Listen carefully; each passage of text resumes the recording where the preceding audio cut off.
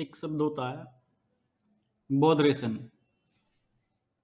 इसको हिंदी में बोलते हैं अपराध बोध। इसके पर्यायवाची हैं गिलानी, आत्मगिलानी, अपराध बोध, पछतावा और बहुत सारे मिल जाएंगे। लेकिन ये जितने भी शब्द हैं ये आपको आपके वर्तमान को पूरी तरह से बर्बाद करते हैं, क्योंकि जो कह दिया या जो आपसे गलती हो गई वो आपका पास्ट हो गया। चाहे वो 10 मिनट पहले था, चाहे वो एक दिन पहले था, एक हफ्ता पहले, एक महीना पहले या कई साल पहले। लेकिन ये अपराध बोध जो है, ये गिलानी जो है, ये परेशान किए रखती है आपके अंतस को कि आपने कोई अपराध किया है।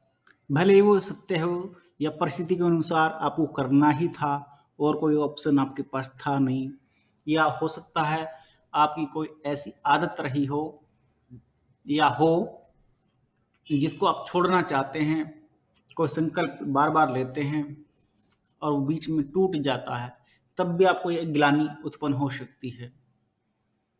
अर्जुन को भी और पांचों पांडवों को भी बड़ी आत्मग्लानि हुई कि हमने मिलकर के सारे वंश का नाश कर दिया। ये इसका कोई प्रायश्चित होना चाहिए। उनको मन में बार बार पछतावा उत्पन्न होता था कि हमने एक राज्य के लिए, अपने अधिकार की प्राप्ति के लिए, भले ही वो सही था लेकिन हमने वंश का नाश कर दिया। उनको बार बार आत्मग्लानि होती थी। उसके प्रायश्चित के लिए उन्होंने कई सारे कर्म किए जो उनको भगवान श्री कृष्ण ने दिशा निर्देश दिए, उनका उन्होंने पालन किया, जिससे कि उनका कुछ लोक परलोक सुधर सके और उनके मन मस्तिष्क में शांति बन सके। जब तक कोई अपराध बोध आपके अंदर घुसा रहेगा आपको शांति नहीं मिल सकती।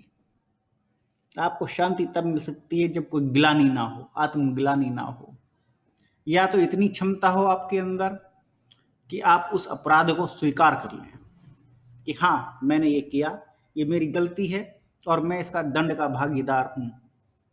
तब आप उससे पीछा छुटा सकते हो, क्योंकि आपने उसको स्वीकार कर लिया और उस दंड के लिए भी आप तैयार रहेंगे, चाहे वो परमात्मा के द्वारा दिया जाए या किसी अन्य के द्वारा। लेकिन यदि आपने स्वीकार नहीं किया अपराध बोध को, तो ये आपको बार बार काटता रहेगा। जैसे नया जूता काटता है ना, वैसे ही काटता रहेगा। टाइम टाइम बे टाइम आपको बार बार जहन में उभर करके आएगा।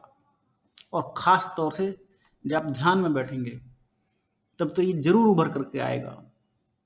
तो अच्छा ध्यान करने के लिए, उत्तम ध्यान करने के लिए, अपने आप को एक उच्च स्तर पर लेकर के जाने के लिए इस आत्मग्लानि से आपको पीछा छुटाना पड़ेगा। और इसका दो ही रास्ते हैं, या तो आप अपराध बोध को, आत्मग्लानि को स्वीकार कर लें, या दूसरे इस स्थिति में आ जाएं कि जो बीत चुका है वो पास्ट है और मैं उसके बारे में कभी नहीं सोचता, चाहे वो 1 मिनट पहले का था या कितने ही समय पहले का था। जो बीत गया वो पास्ट है। दो ही कंडीशन आपके पास हैं अपने ध्यान को सुदृढ़ करने के लिए, और मैं समझता हूं कि बेहतर कंडीशन स्वीकार करने की है। यदि आप अपने अंदर इतना उच्च स्तर की क्षमता पैदा कर लेते हैं कि हाँ अपने अपराध को स्वीकार कर लेते हैं, तब आपको अपराध बोध नहीं कराएगा, आपको शांति रहेगी।